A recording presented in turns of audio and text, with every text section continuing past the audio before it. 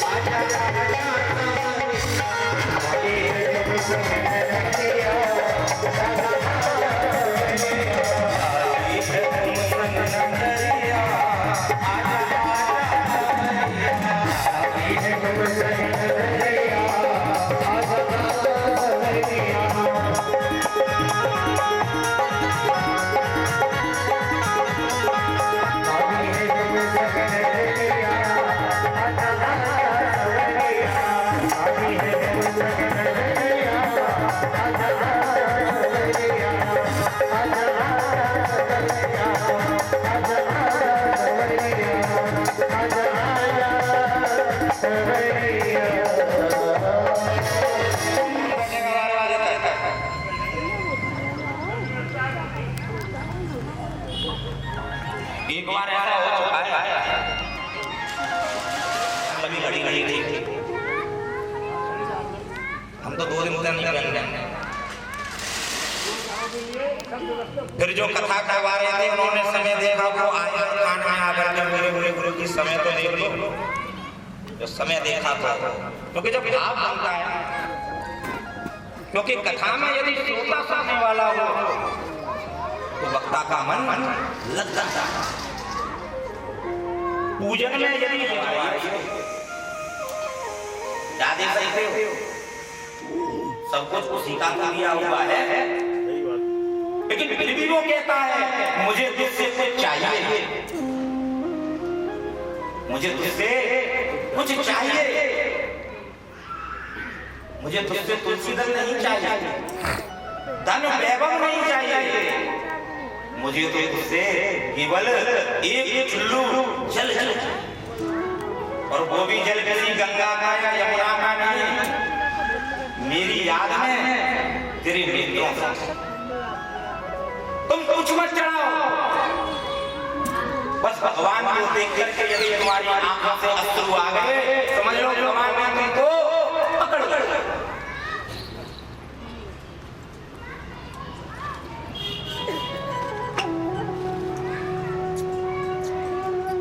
हिरण्यकश्यप की तपस्या पूर्ण हुई, ब्रह्मा जी ने वरदान दिया, उसने कहा देख लो जो जो मैंने मांगे हैं वो सब ध्यान रखना। बोले सीधे सीधे बोलते कि मैं मरूंगा ना, ऐसा तो नहीं बोला मैंने, जो आया है वो तो जाएगा, पर जो मेरी मृत्यु हो इस समय में न दिन में न रात, न बाहर न भीतर, न अस्त्र से न शस्त्र से, ब्रह्मा की बनाई हुई सृष्टि में किसी भी दिन नहीं, न ऊपर न नीचे। ब्रह्मा जी बोले तथास्ತು। अब ये लौट के आया और इसने अपने राज्य में आदेश कर दिया, बोले भैया आज के बाद कोई नारायण का नाम नहीं लेगा, अगर यज्ञ करेगा तो हिरण्यकश्यपाय स्वाहा, और नाम लेगा तो हिरण्यकश्यपाय नमः। अब तो चारों तरफ यही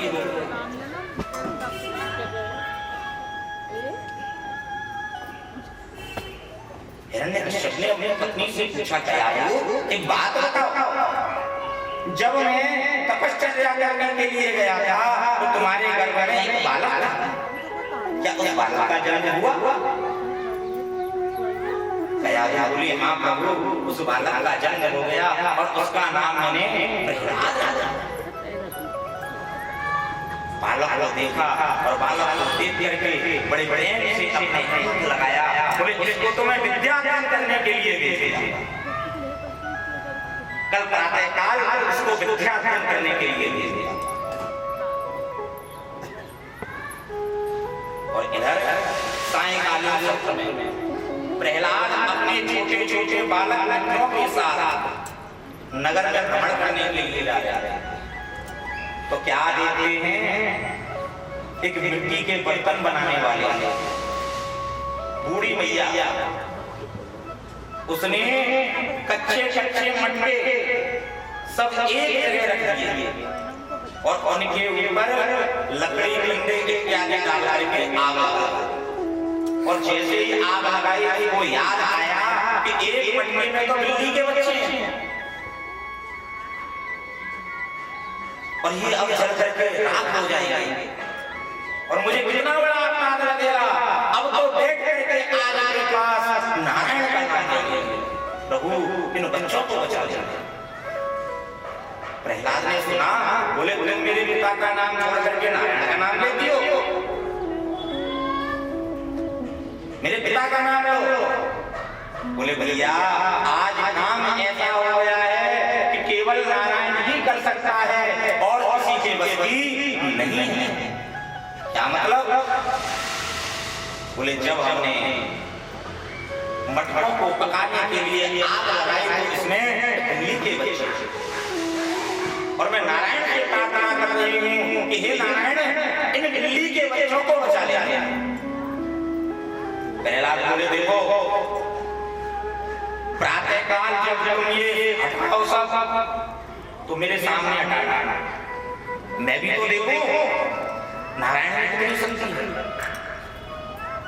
प्रातः काल हुई, उस मैया ने ऊपर से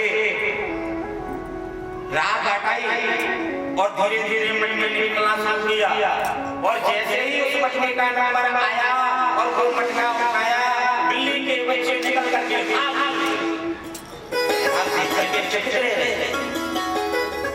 राजन यहीं से प्रहलाद का मन परिवर्तित हो।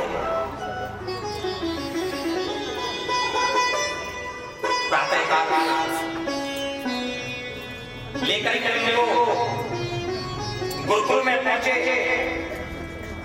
और यहाँ दो गए थे, संडाल और अमर। इनसे कहा बोले भैया मेरा पुत्र है इसको अच्छी शिक्षा देना। बोले ठीक है। आज प्रहलाद तो पहले दिन क्या पढ़ाया जाता है? का से कबूतर, खा से खरगोश। प्रहलाद की कक्षा में पहुंचे प्रहलाद, आज तो हम तुम्हें शुरुआत से पढ़ाई करेंगे। बोले जी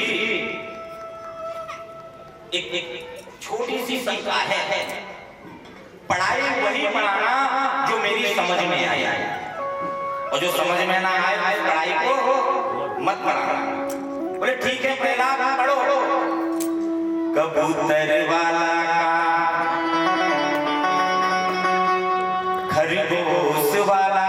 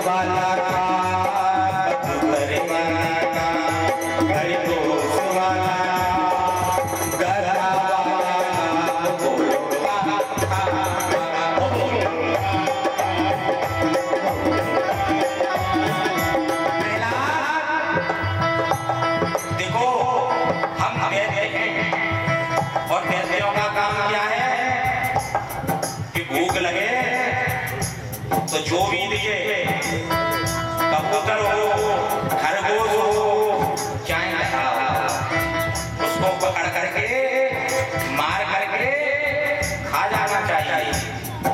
सबसे पहले कबूतर को देखो और कबूतर ना मिले तो खरगोश को देखो और खरगोश ना मिले तो बोले गधे तो मिल ही जाता है। गधे को तो छोड़ना ही नहीं है, इसलिए कहता हूँ कबूतर वाला का खरगोश वाला का, कबूतर वाला का खरगोश वाला गधा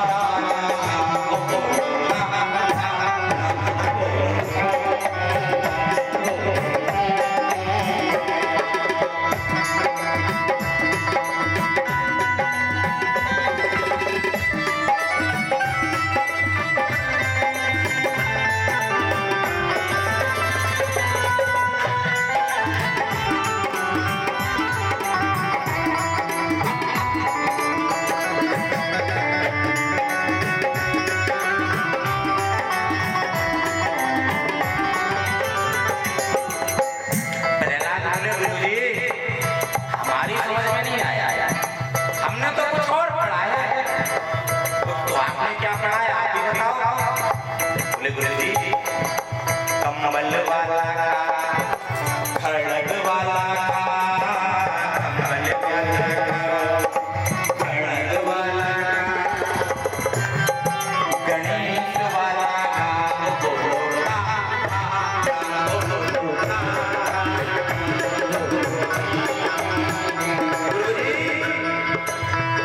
जब कमल पर बैठ करके भगवान का भजन करेंगे ना, तो हर जगह खड़ग में, खम्भ में, सिंहासन में, अम्ब में, सब में राम का दर्शन होगा।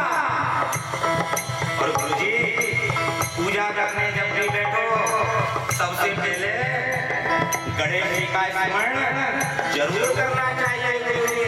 इसलिए मैं कहता हूँ कम्बल वाला का, अरे कम्बल वाला का, कम्बल वाला का, अरे कम्बल वाला का, गणेश वाला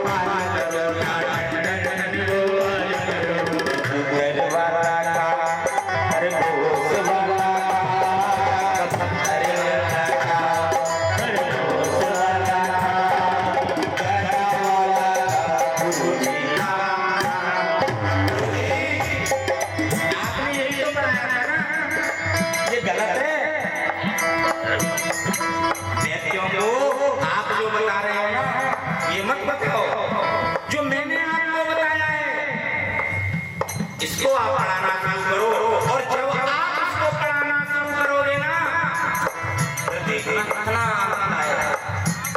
और किसी चीज को मार करके आप अपनी उम्र की पूर्ति करोगे। मुझे ये सुबह नहीं देता, इसलिए मैं कहता हूँ गुरुजी कम्बल वाला का,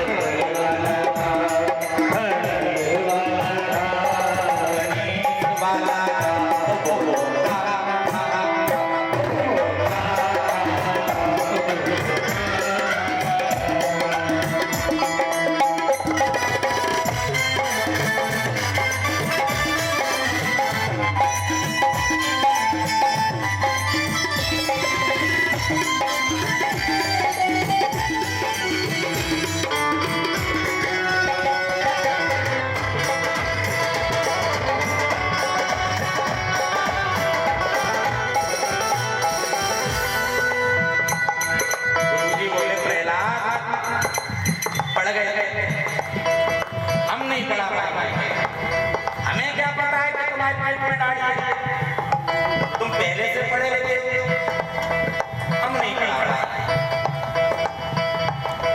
पढ़ाई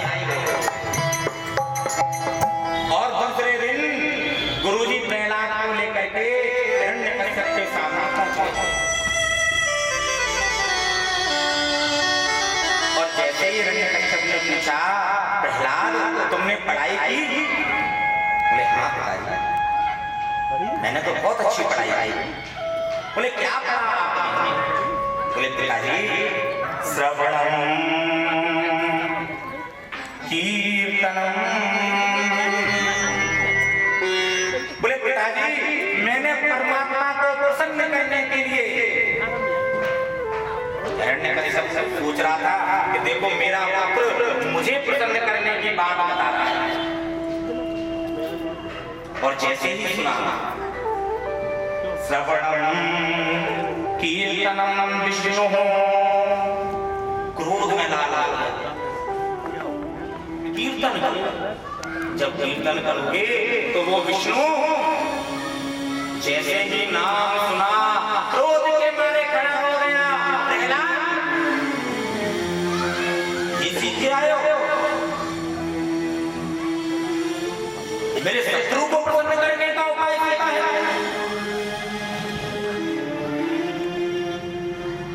संडा मार के ले जाओ, और आज की बात हम ये द्वारा है ना, तो इनको याद रहे ये क्या बोल रहे हैं। संडा मार के लेकर के चले जाए। और आज विद्यालय का अवकाश, अब जैसे ही अवकाश था सभी विद्यार्थी बैठे हुए थे मंदिर में, प्रहलाद जी आए। विद्यार्थियों ने पूछा, प्रहलाद तुमने अपने पिता के सामने बिना झिझक विष्णु का नाम ले दिया? प्रहलाद ने कहा भैया तो क्या हुआ, विष्णु तो सबके भगवान हैं। बोले नहीं, हमारे भगवान तो हिरण्यकशिपु हैं। बोले भैया तुम्हारे भगवान भी विष्णु हैं और मेरे पिता हिरण्यकशिपु के भगवान भी विष्णु ही हैं। बोले अच्छा तो वो प्रसन्न कैसे होते हैं? बोले उनको प्रसन्न करने के लिए सबसे पहले उनकी कथा को सुनो, फिर उनके नाम का कीर्तन करो। जब कीर्तन करोगे, उनका स्मरण करोगे, आप उनके पैरों की सेवा करोगे, वो प्रसन्न हो जाएंगे। बोले भैया कीर्तन से प्रसन्न हो जाएंगे? बोले हाँ कीर्तन से प्रसन्न हो जाएंगे। तो कीर्तन करें? बोले हाँ कीर्तन करो। एक टोकरी रखी हुई थी, उसमें झांझ, खड़ताल, मृदंग, मजीरा सब रखे हुए थे। एक विद्यार्थी गया, उस टोकरी को उठा करके लाया और ला करके रख दिया प्रहलाद के सामने। प्रहलाद ने खड़ताल उठा, किसी ने मृदंग उठा ली, किसी ने मजीरा उठा लिए। अब तो प्यारे मंदिर के अंदर श्रीमन नारायण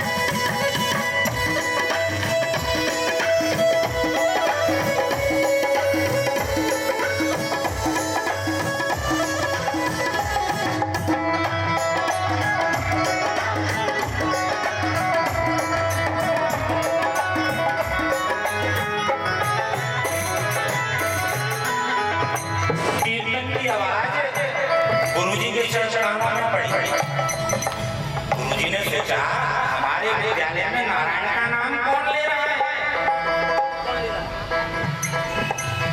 गुरु माता से कही, बोले देखते आओ कौन ले रहा है। गुरु माता गई, गुरु माता ने देखा प्रहलाद नाच रहे हैं, विद्यार्थी नाच रहे हैं। एक विद्यार्थी को पकड़ा उसने अलग हटा दिया, दूसरे को पकड़ा उसने अलग हटा दिया, तुम भी हट जाओ। बोले इनको पकड़ने से काम नहीं चलेगा, प्रहलाद को पकड़ो। और जैसे ही प्रहलाद को पकड़ा, गुरु माता को भक्ति का ऐसा करंट लगा, ऐसा करंट लगा, वो भी नाचने लगी।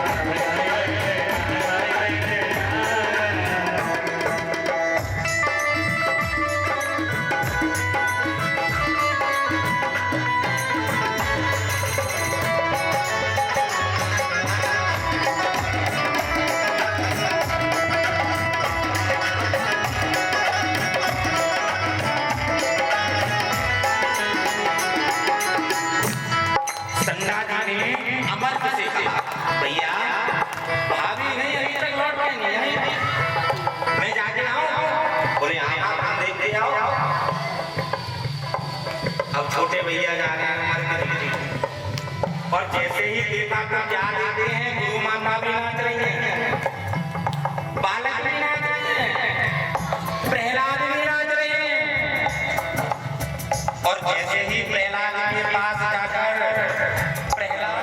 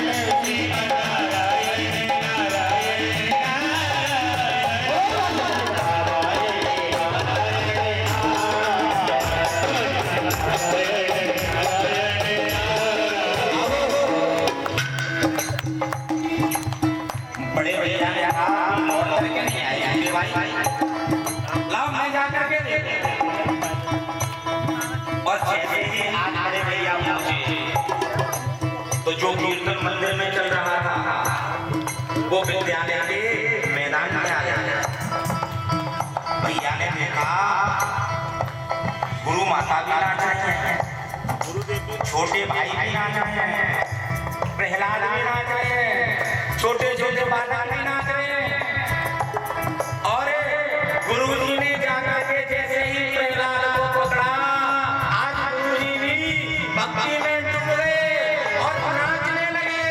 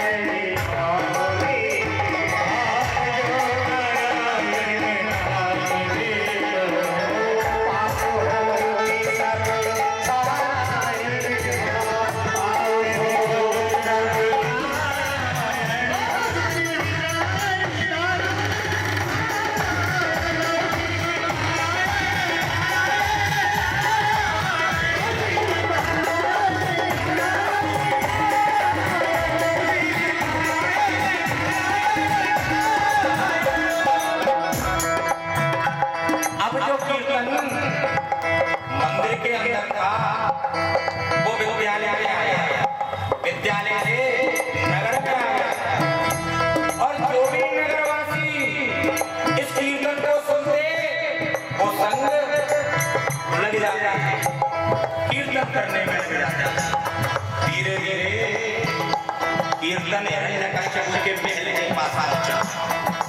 हिरण्यकश्यप ने सुना मेरे राज्य में मेरे महल के पास और इतनी जोर से कोई नारायण का नाम ले रहा है, देखना चाहिए। झरोके से झांक के देखा और जैसे ही झरोके से झांक के देखा तो क्या देखते हैं, आगे आगे कैलाश, पीछे पीछे गुरुजी, फिर बालक, फिर नगरवासी सब कीर्तन करते हुए जा रहे हैं। हिरण्यकश्यप उतर करके आया धीरे धीरे, द्वार के बाहर पहुंचा, प्रहलाद को पकड़ा और एक थप्पड़ मारा, कीर्तन बंद हो गया, चुप पड़ गया। परीक्षित ने पूछा भगवान एक बात समझ में नहीं आई,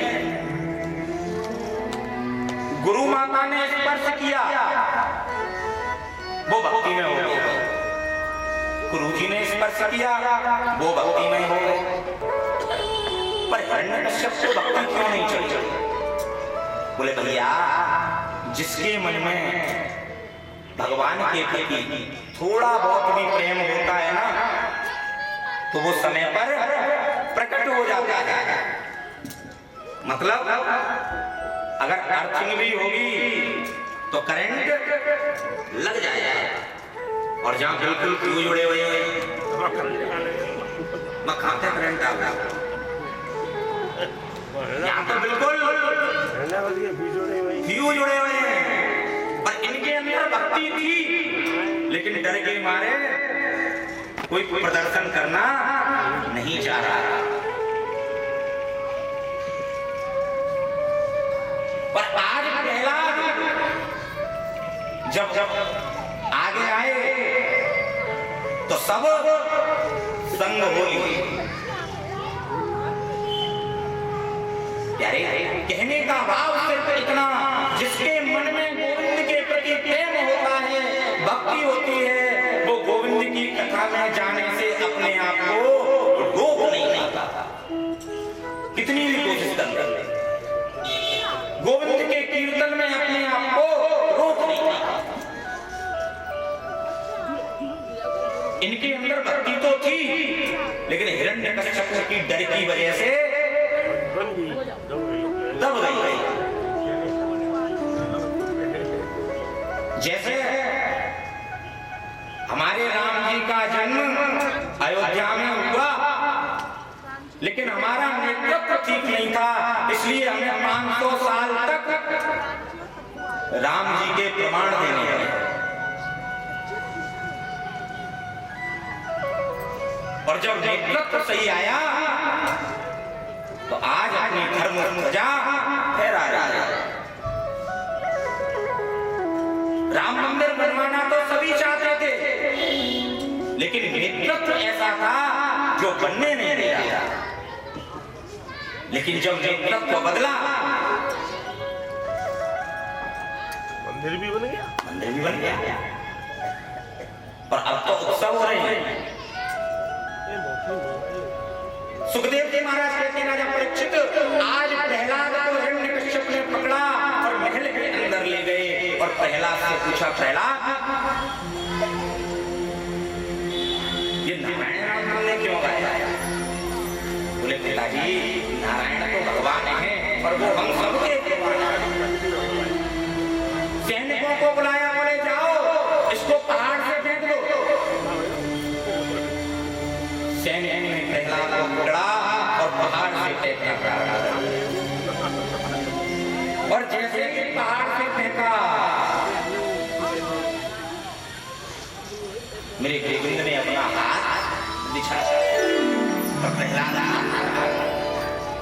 प्रातःकाल नारायण नारायण करते हुए हिरण्यकश्यप ने प्रहलाद को देखा, अरे ये तो जीवित है, एक काम करो इसको जंगल में छुड़वा दो। शेर गिरता इसको खा जाए। घनघोर जंगल में छुड़वा दिया गया। प्रहलाद वहां से भी नारायण नारायण करके निकल आए। बोले भैया इसको समुद्र में भिजवा दो। समुद्र में भिजवा दिया गया।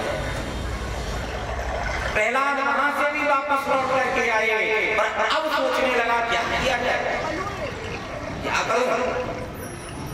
तभी इसकी बहन थी जिसका नाम था ढूंढा। ढूंढा हुआ ये आई, भैया कैसे दुखी हो। बोले कहा बताऊं, मेरे पुत्र ही मेरा शत्रु बन गया है। मैं उसको मारना चाहता हूं लेकिन वो मरता नहीं। क्या करूं। बोले भैया तू एक काम कर, लकड़ियों का गट्ठर लगा, मैं बैठूंगी उस गट्ठर पर और जब उस गट्ठर पर मैं बैठ जाऊं तो प्रहलाद को मेरी गोदी में बिठा दे। मेरे पास सूर्य की दी हुई एक ऐसी चुनरी है जिसे ओढ़ करके यदि मैं बैठ जाऊं तो अग्नि भी मुझको जला नहीं पाएगी। मैं तो बच जाऊंगी और प्रहलाद मर जाएगा, जल जाएगा। ऐसा ही किया गया। लकड़ियों का गट्ठर लगाया। लकड़ियों के गट्ठर पर होलिका जा जाके बैठ गई और गोद में प्रहलाद को बिठा दिया। छोटे छोटे बालक जो प्रहलाद के मित्र थे वो टकटकी बांध करके बैठ गए। बोले नारायण आज हमारे प्रहलाद की रक्षा करना। हे नारायण आपने जिस तरीके से मटके में बिल्ली के बच्चों को बचाया था ऐसे ही अग्नि से आज हमारे मित्र प्रहलाद को बचाया। हाथों से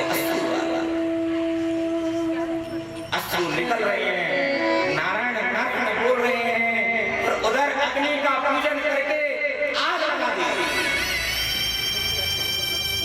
छोटे छोटे बालक देख रहे हैं, देखो इतनी भयंकर अग्नि, इसमें हमारा मित्र जल जाएगा। उसी समय एक हवा का झोंका आया और जिस चुनरी को बुआ ने ओढ़ करके बैठी हुई थी वो चुनरी उड़ करके प्रहलाद के ऊपर आई। और जैसे ही प्रहलाद के ऊपर आई प्रहलाद तो बच गए और बुआ जल गई। छोटे छोटे बालक टकटकी बांध करके देख रहे हैं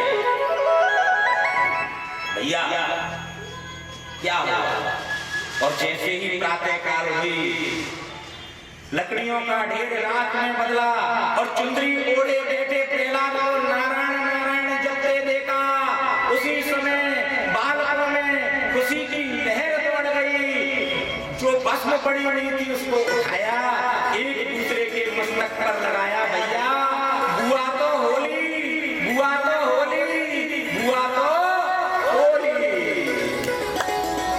जब तय पड़ गई होली, खुशी मनाई, नाचे गाए, एक दूसरे के ऊपर भर भर के रात बना करके फेंक रहे हैं, मिट्टी फेंक रहे हैं, जो हाथ में आ रहा है सब मना रहे हैं। और इसी होली का मान हमारे कन्हैया ने ब्रज में खेल करके इस होली का मान बढ़ा। हर जगह तो होली होती है और ब्रज में हो रहा 41 दिनांक को बसंत पंचमी से शुरुआत हो गई। रोज बिहारी जी रंग उड़ा रहे हैं, गुलाल उड़ा रहे हैं, राधा वल्लभ जी रोज होली खेलते हैं। गाने में तो ढूंढ करा दो हो रहा। अरे कान्हा रंग डाले कन्हैया रंग